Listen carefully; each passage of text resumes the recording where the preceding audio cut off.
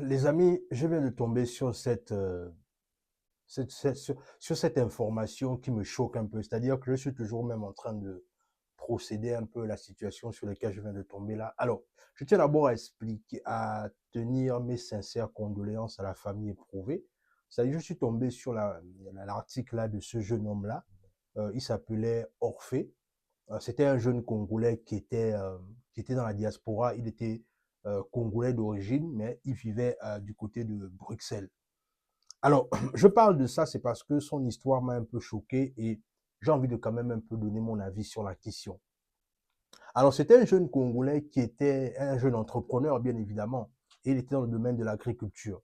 Ce qui va se passer, c'est que malheureusement, il ira dans ses champs et il va faire la rencontre d'une milice. Et malheureusement, cette milice-là va l'assassiner à la machette sous le regard de de sa femme et de ses enfants. Et moi, ça, c'est la partie qui me choque, en fait, parce que je réalise, en fait, que moi, en tant que panafricain, parce que bien évidemment, moi, je m'intéresse à tout ce qui est en rapport avec l'Afrique, je réalise, en fait, que le Congo, malheureusement, je parle de la RDC, bien évidemment, c'est que le Congo souffre du fait que l'immensité du Congo, malheureusement, en fait, j'ai envie de dire ça comment, quelle est la bonne formulation que je vais donner? C'est-à-dire que le Congo est tellement grand que malheureusement, ils ont un petit président. Oui, il faut le dire. Parce que je réalise en fait que la manière dont je vois comment Étienne Philippe, oui, c'est Étienne Tshisekedi, voilà. Le président Tshisekedi, anyway. Bref, comment est-ce que je vois comment il dirige son pays, je réalise vraiment qu'il n'y est vraiment pas, quoi. C'est-à-dire que le pays le dépasse, en fait. C'est-à-dire que je réalise combien de fois ce monsieur-là est médiocre. Alors, c'est-à-dire que j'avais suivi une vidéo là où un monsieur disait en fait que si les Congolais ne veulent pas perdre le Congo, il faut qu'ils ont à la tête du pays un tueur. En vérité, ça peut choquer, n'est-ce pas, quand on dit ça comme ça. Mais en vérité, c'est vrai. En vérité, si le Congo ne veut pas perdre c'est-à-dire que le puissant pays qu'ils ont, ils doivent enlever Tshisekedi au pouvoir. Parce que franchement, Tshisekedi, c'est un toto. C'est un toto. En fait, il n'a même pas sa place là, en fait. Et la chose la plus terrible dans l'histoire, c'est que non seulement Tshisekedi ne fout rien au pouvoir, mais la chose la plus flagrante, c'est que la majorité des personnes qui font son entourage le plus proche, ce sont des pasteurs. Ça veut dire quoi? Ça veut dire que pendant que les Congolais sont en train de souffrir dans la zone de Goma, je suis sûr que ces pasteurs, ils demandent de prier. Allons de se préparer pour aller se battre. Voilà comment aujourd'hui on enregistre le décès d'un jeune homme de 37 ans qui était dans la force de l'âge, qui a décidé de rentrer en Afrique pour participer à l'économie du Congo, mais qui trouve la mort devant sa femme et ses enfants. Est-ce que c'est normal? C'est-à-dire que j'essaye, en tant qu'Africain, j'essaye de me trouver des explications rationnelles par rapport à ça, mais je réalise en fait que vraiment le Congo souffre de quoi? Regardez un peu ce qui s'est passé il n'y a pas longtemps.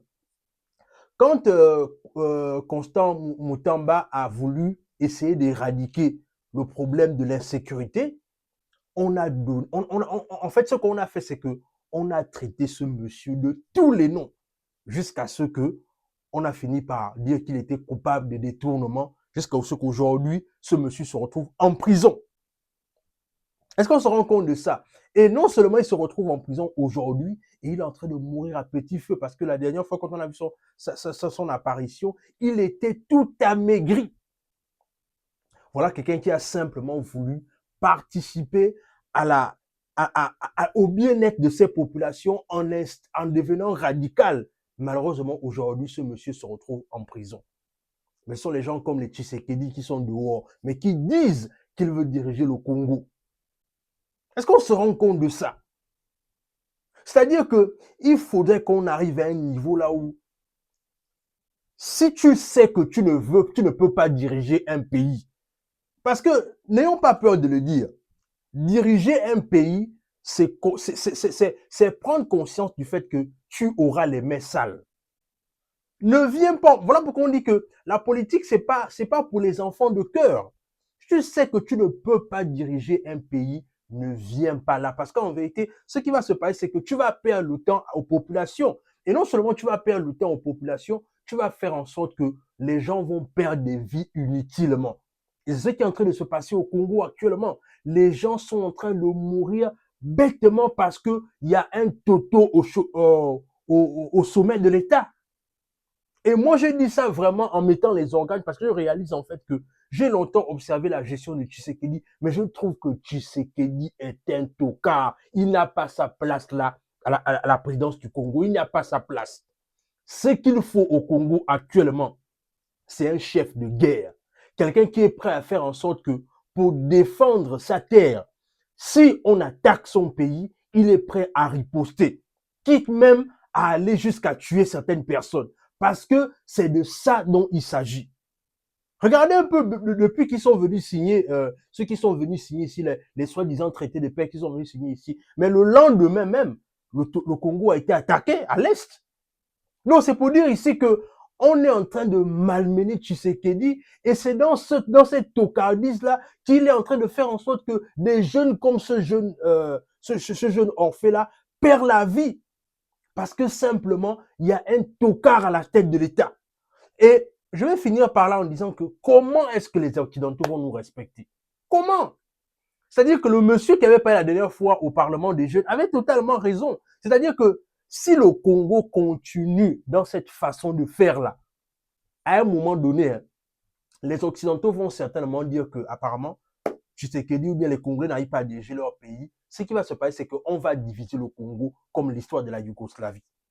Parce qu'en vérité, la superficie du Congo peut faire en sorte qu'on crée encore plusieurs pays à l'intérieur. C'est ce qui va finir par arriver. Parce que, justement, malheureusement, le problème, c'est que on n'a pas un chef de guerre. Et quand je dis on, parce que moi, je suis pas africaniste, je ne suis pas congolais, mais la situation du Congolais m'interpelle. Que franchement, c'est une perte. C'est-à-dire que le décès de ce jeune homme-là aurait pu être évité si le pays était assez sécurisé. Mais malheureusement, le Congo souffre du fait qu'ils ont un tocard à la tête de l'État. Et comme ils ont un tocard à la tête de l'État, un gros chrétien, c'est-à-dire que quelqu'un qui est entouré de pasteurs, qui passe le temps à prier, parce que oui, c'est de ça dont il s'agit.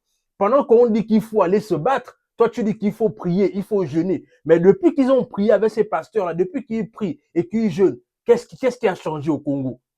Il y a toujours la même insécurité, alors que le Congo, c'est un pays qui a un fort potentiel, mais qui est en train de se détruire parce que malheureusement, il y a un tocard à la tête de l'État. Alors que si c'était quelqu'un qui tenait ferme, aujourd'hui, on devait voir. Et là même, là, je pense que le Rwanda davantage devait respecter le Congo. Mais ce qui se passe au Congo, c'est quoi? C'est-à-dire, les militaires sont quoi? Ils sont des hommes d'affaires. Ils ne protègent pas le pays. C'est-à-dire qu'il y a beaucoup de reportages comme ça qui publient dans la toile. Là où on voit combien de fois ils se désintéressent à la situation sécuritaire. Les gens sont en train de faire les affaires, d'autres sont des pasteurs, d'autres sont des affairistes. C'est ça le Congo.